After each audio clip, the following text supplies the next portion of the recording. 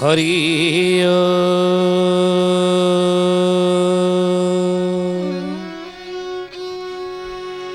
ओम भूर्भुवः स्वः तत्सवितुर्वरेण्यं भर्गो देवस्य धीमहि धियो यो नः प्रचोदयात्।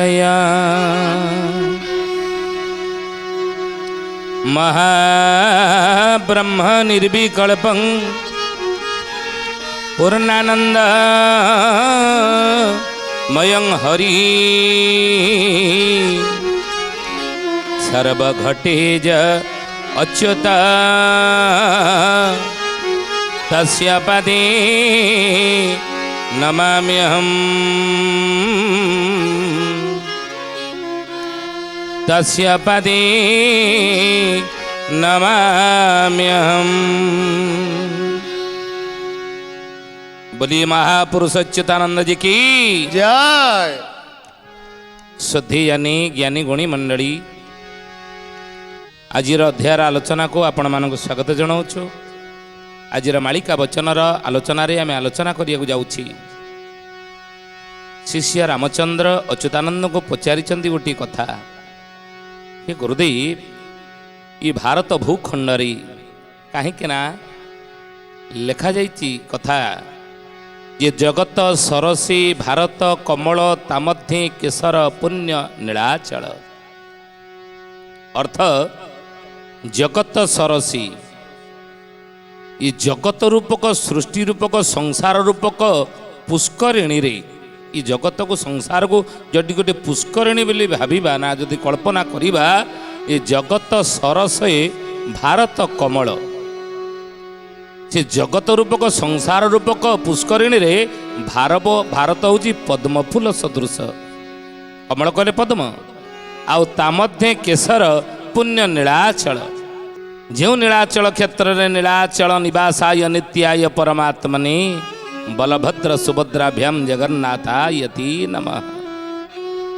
कोटि ओडियांकर जी परिचय संग जगतरनाथ जगन्नाथ महाप्रभु जो ओडिशा भूखंड रे उत्कल भूखंड रे जो प्रभु विराजमान ही अछंती से हूँ केशर सदृश। तेणु से उत्कल पवित्र भूमि ये उत्कल पवित्र भूमि सहित ये भारत भूखंड रे ये हूँ पुण्यक्षेत्र। उत्कल भूमि हूँ पुण्यक्षेत्र। आउ ये पुण्यक्षेत्र अरे जले स्थले चा अंतरिक्षे नीलाचल क्षेत्र जलरे स्थल अंतरिक्ष जदि कौन सी व्यक्ति मरी जाए ना आत्मार सद्गति हुई बोली स्कंद पुराण उदात कंठरे उद्घोषणा करिसंति। भारत उत्कल देशे भूस्वर्गे पुरुषोत्तमे दारु रूपी जगन्नाथ भक्ता नाम भयप्रद।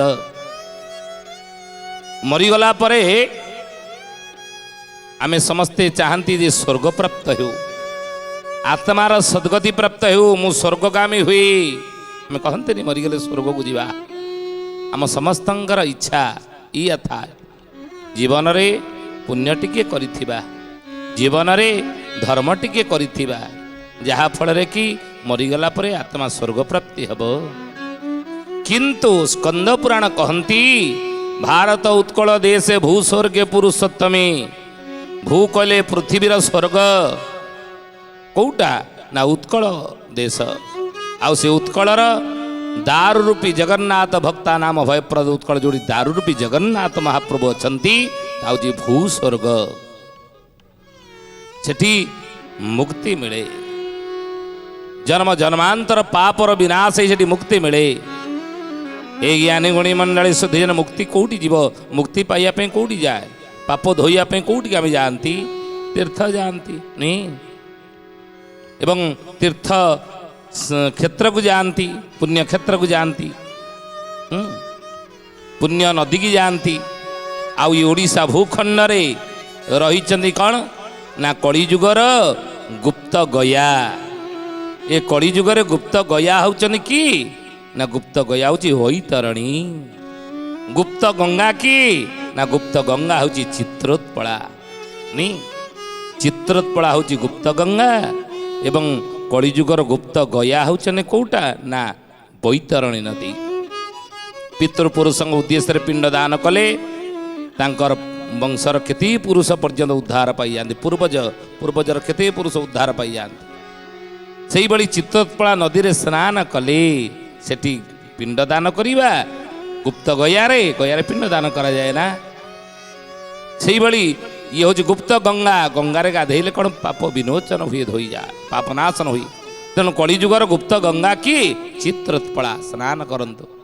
ତେଣୁ ହେ ଗୁରୁଦେବ, ଶିଷ୍ୟ ରାମଚନ୍ଦ୍ର ପଚାରୁଛନ୍ତି ଅଚ୍ୟୁତାନନ୍ଦଙ୍କୁ, ହେ ଗୁରୁଦେବ, ତାହେଲେ କଳିଯୁଗରେ ଇ ଭାରତ ଭୂଖଣ୍ଡରେ ଆଉ କେଉଁ କେଉଁ ନଦୀ ଗୁଡ଼ିକ ଅଛନ୍ତି ଯାହା ତୀର୍ଥମୟ, ସେ ପୁଣ୍ୟ ନଦୀ ଗୁଡ଼ିକର ନାଁ କୁହନ୍ତୁ।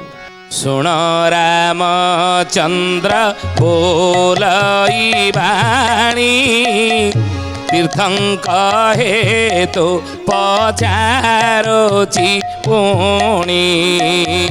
ଗୋବିନ୍ଦ ଗୋବିନ୍ଦ ରାଧେ ଗୋବିନ୍ଦ, ଗୋବିନ୍ଦ ଗୋବିନ୍ଦ ରାଧେ ଗୋବିନ୍ଦ। बोलिए महापुरुष अच्युतानंद जी की जय, बोलिए महापुरुष अच्युतानंद जी की जय। बोले सुन रामचंद्र बोलई बाणी, हे रामचंद्र शुणी निय, जहा कहूँ तीर्थंक हेतु पचारुची, जहा पचार तीर्थंकर विषय रे शुणी निय।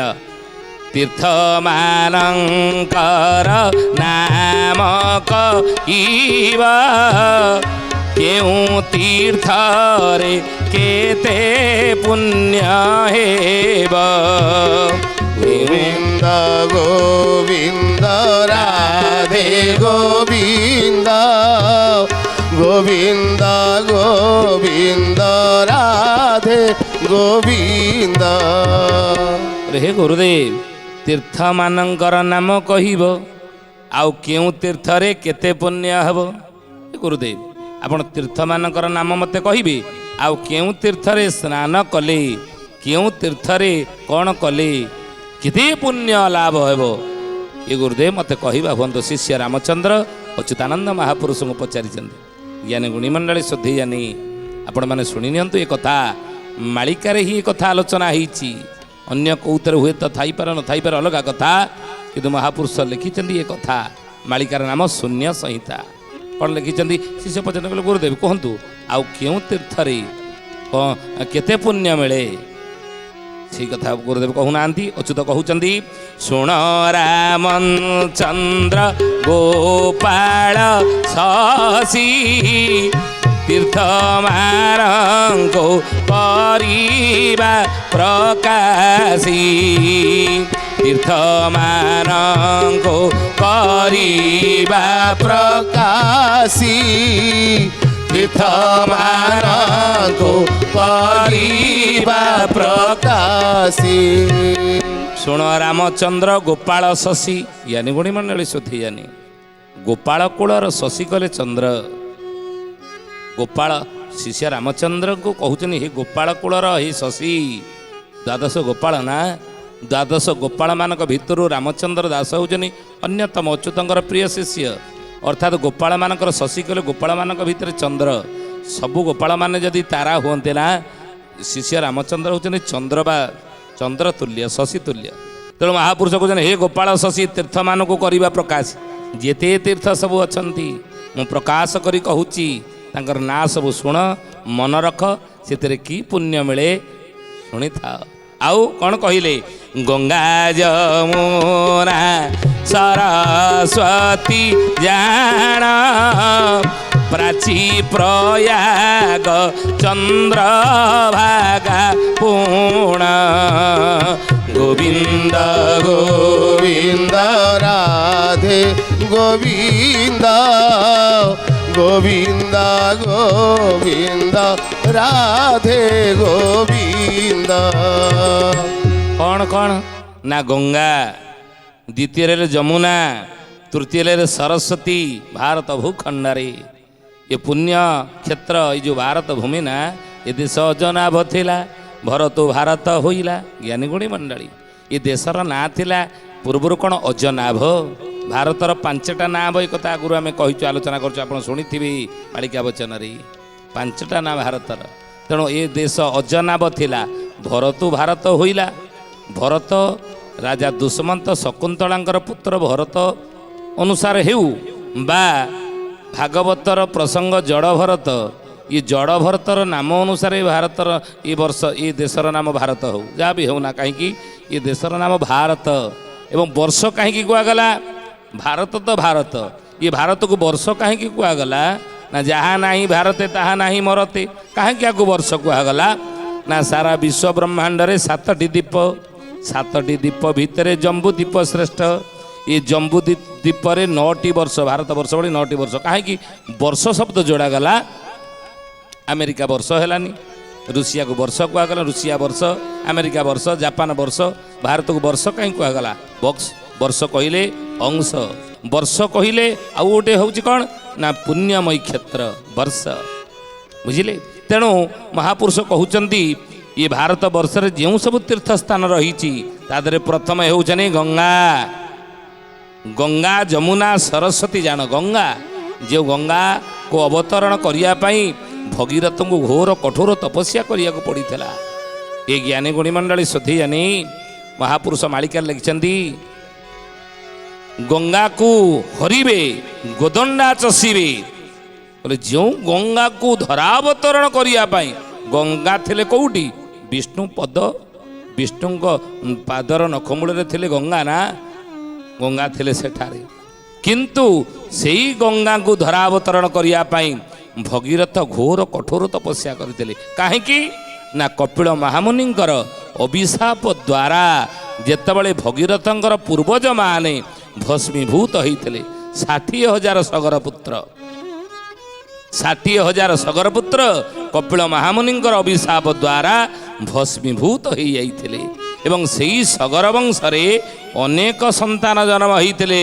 ଜନ୍ମ ହେଲେ ସୁଦ୍ଧା ତାଙ୍କର ପୂର୍ବଜମାନଙ୍କୁ କେହି ହେଲେ ମୁକ୍ତି ଦେଇପାରୁନଥିଲେ।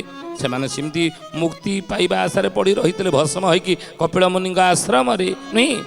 ତେଣୁ କପିଳ ମୁନିଙ୍କ ଆଶ୍ରମ ଯଦି ପଡ଼ିଛନ୍ତି ଭସ୍ମଭୂତ ହୋଇ ତାଙ୍କୁ କେହି ଉଦ୍ଧାର କରିପାରୁନଥିଲେ। କପିଳ ମହାମୁନି କହିଥିଲେ ଦେଖ ତୁମ ବଂଶରେ ଯଦି ସେଭଳି କୌଣସି ସୁଯୋଗ୍ୟ ସନ୍ତାନ ଆସିବେ ଯିଏକି ସ୍ୱର୍ଗରୁ ସ୍ୱୟଂ ଗଙ୍ଗାଙ୍କୁ ଅବତରଣ କରିପାରିବେ ଯଦି ଗଙ୍ଗା ପ୍ରବାହିତ ହୋଇଯିବେ ଗଙ୍ଗାରେ ଯଦି ଏ ଭସ୍ମ ଗୁଡ଼ିକ ଧୋଇ ହୋଇଯିବ ତାହେଲେ ତୁମର ଏ ପୂର୍ବଜମାନେ ମୁକ୍ତି ପାଇଯିବେ। ସେହି ସଗର ବଂଶରେ ଏ ଜ୍ଞାନୀ ଗୁଣୀ ମଣ୍ଡଳୀ ଅନେକ ସନ୍ତାନ ଜନ୍ମ ହେଲେ ସିନା କିନ୍ତୁ କେହି ହେଲେ ସ୍ୱର୍ଗର ମନ୍ଦାକିନୀ ଗଙ୍ଗାଙ୍କୁ ଧରା ଅବତରଣ କରିପାରିଲେ ନାହିଁ ଧରାକୁ ଆଣିପାରିଲେ ନାହିଁ।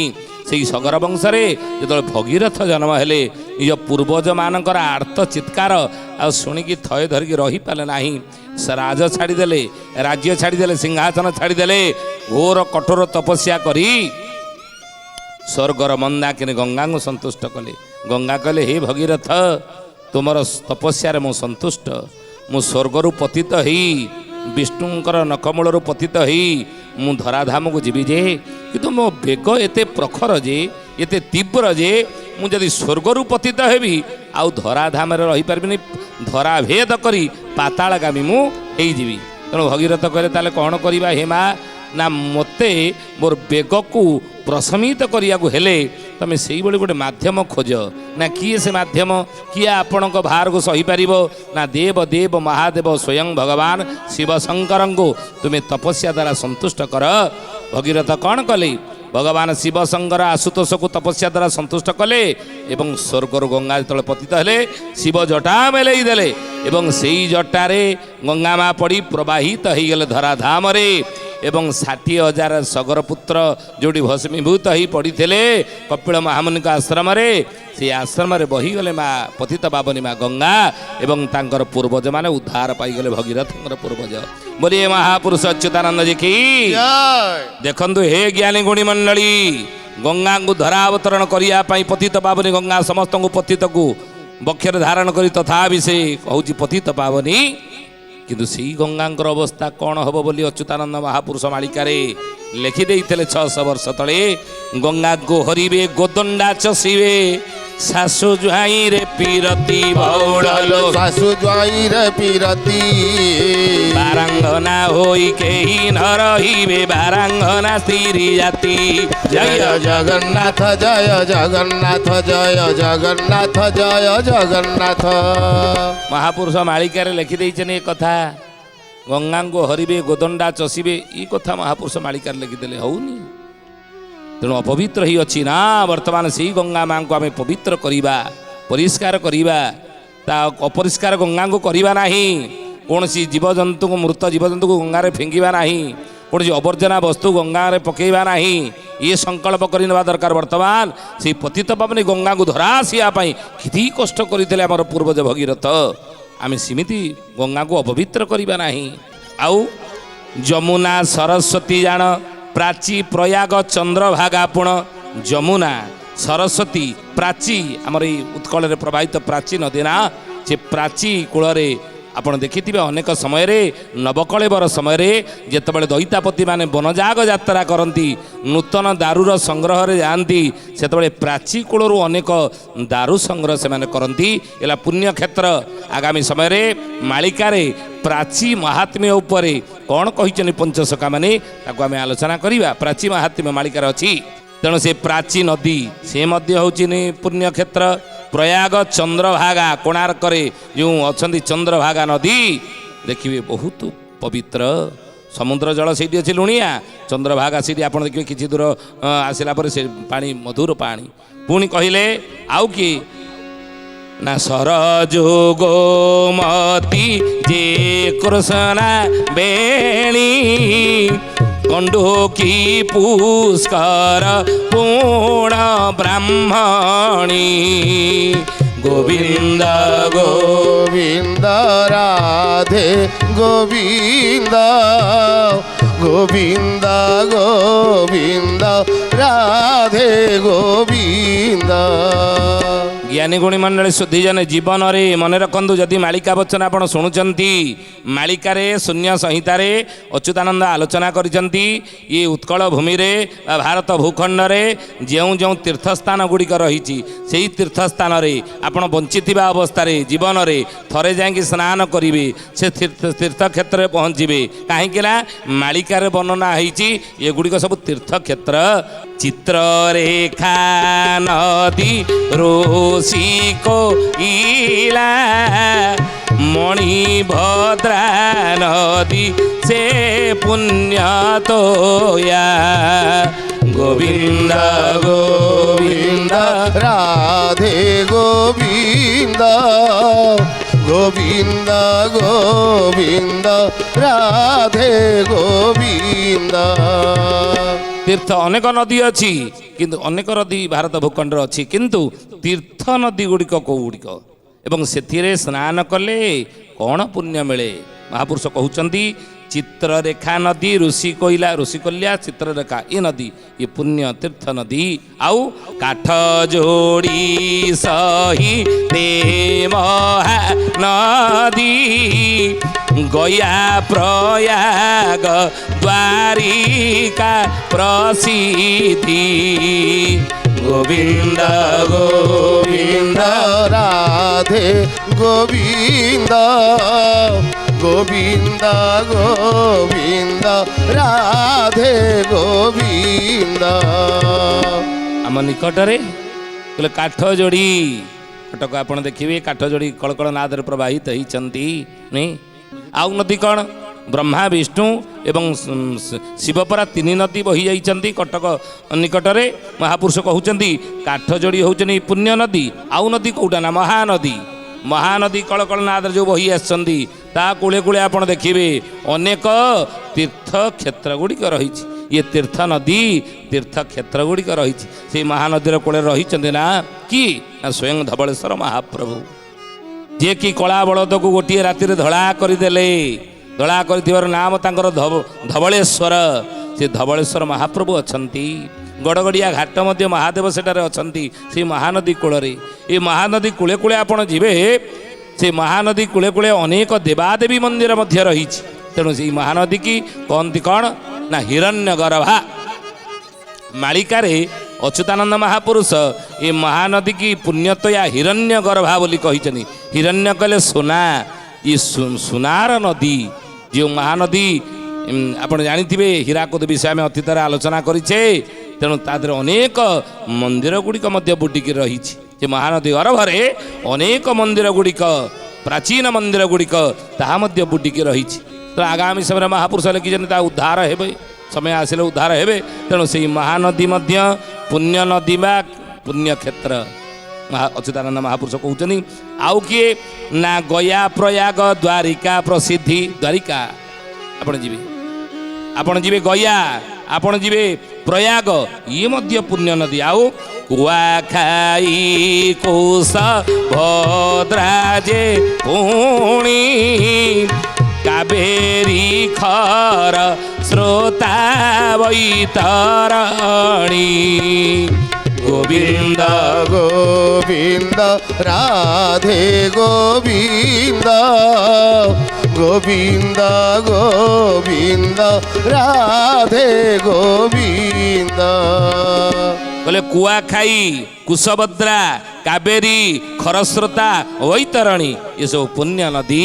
ଆଉ ପାବନୀ ନଦୀ ଚିତ୍ରୋତ୍ପଳା ପୁଣା ଗୋପ୍ୟାନ ହୋଇଲେ ଏକଠା ବେଣ। ଗୋବିନ୍ଦ ଗୋବିନ୍ଦ ରାଧେ ଗୋବିନ୍ଦ, ଗୋବିନ୍ଦ ଗୋବିନ୍ଦ ରାଧେ ଗୋବିନ୍ଦ।